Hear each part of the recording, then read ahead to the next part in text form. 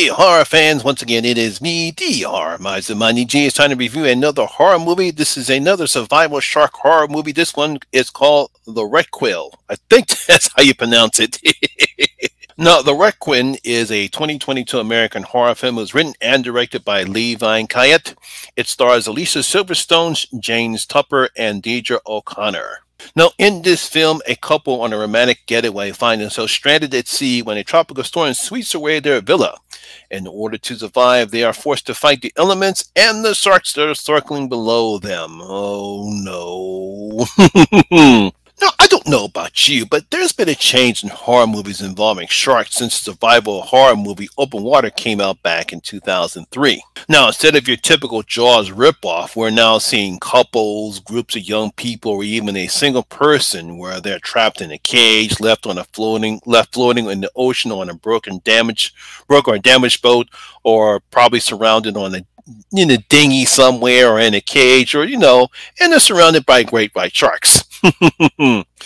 Whether it's Open Water and its sequels, The Reef, 47 Meters Down, or even The Shallows, they all have the same or similar setups. So Vietnamese director Lee Van Kite brings us his entry into this subgenre of survival horror called The Requin. So we've had married couple Jalen and Kyle who are taking a much needed vacation at a beach resort in Vietnam. Well, we also learn that Jalen is struggling with depression and PTSD after she suffered a miscarriage, which caused a huge rift in her marriage to Kyle. Now, while both Jalen and Kyle are having fun and seem to be reconnecting, Mother Nature has different plans as a storm blows through the resorts, causing their villa to be pushed out into the ocean and injuring Kyle's leg. Oh, no! Now, stranded in the ocean, what's left of their villa, Jalen and Kyle try to survive, while sharks start to circle below in the villa underneath. Now, I will give V-Lan Kai credit for changing the setup to a middle-aged couple instead of young people, as we've seen in survival horror films like this one. Mostly all of the survival horror film involving sharks, whether it was 47 Meters Down, The Shallows, or even the other The Reef, or even the other Open Water sequels, it's always young people. They're always young people. They want to do something dangerous. Like in 47 Meters Down, we have those two sisters decided to go shark cave diving. Whether it's in The Shallows, where we have Blake Lively, who decides to go back to and surf in the ocean where her mother swam at. That's where we have her at. It's always these young people, but in this one, we have a middle-aged couple. So I like the fact that he tried to do something different.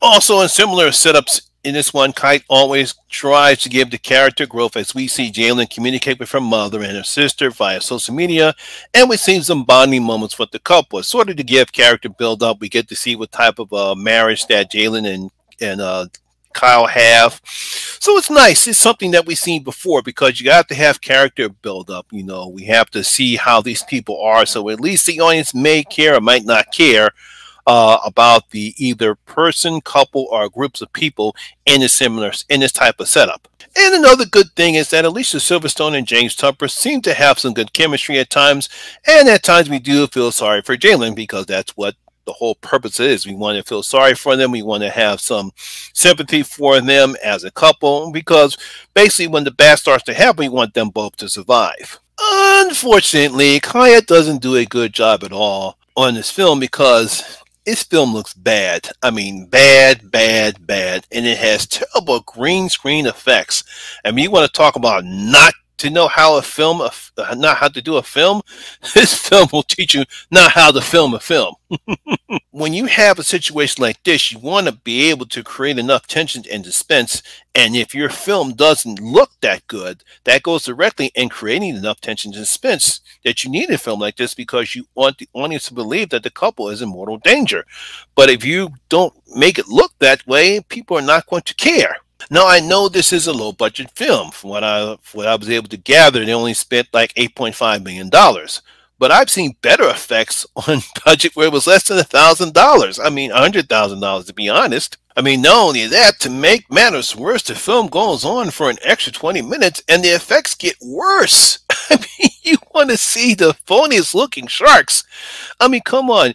I mean, I understand that 47 meters down probably had a bigger budget. And I understand some of the other films have bigger budgets, but you at least want to make it stuff look believable or try to make it somewhat believable. But terrible green screen effects not going to look at it. And then you're going to spend another 20 minutes long with phony ass shark scenes. And it just looks terrible.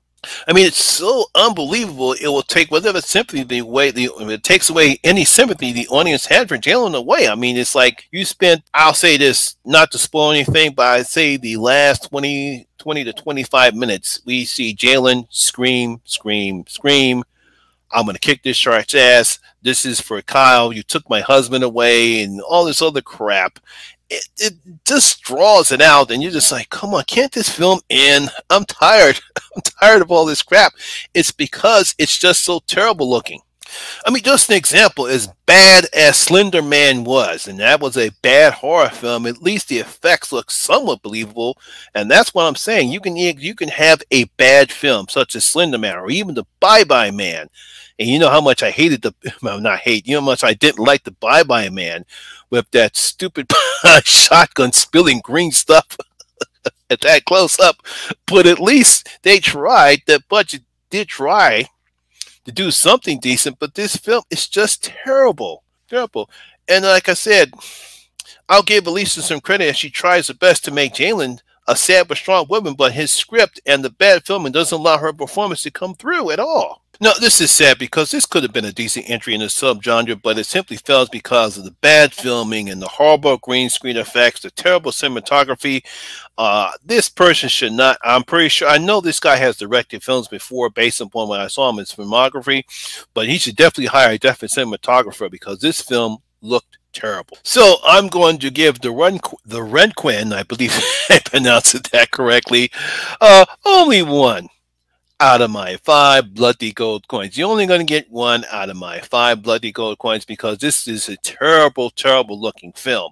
And it's sad too because Alicia Silverstone, she's a pretty good actress. She's been in a lot of good things after Clueless, and she's a decent actress. And I'm sorry that her talent got wasted here. Also, James Topper, I'm pretty sure his talent got wasted here in a very, very bad looking film. And I know it's early, but I got a good feeling this will definitely be my top 5 worst horror films of the year. So there you have it. That is my review and video of the Requin. I hope you guys did enjoy it. And if you did, please give me a thumbs up, like, and share. And also leave a comment in the comment section below what you thought about the film. Also, if you're new here, please hit that subscriber button and ring that notification bell. That way you'll be notified anytime when I put a new video such as this one. Once again, my name is Lamont Smith, better known as the Horror Miser Money G, and always remember that horror rules. And I'll see you in my next video. I'm out.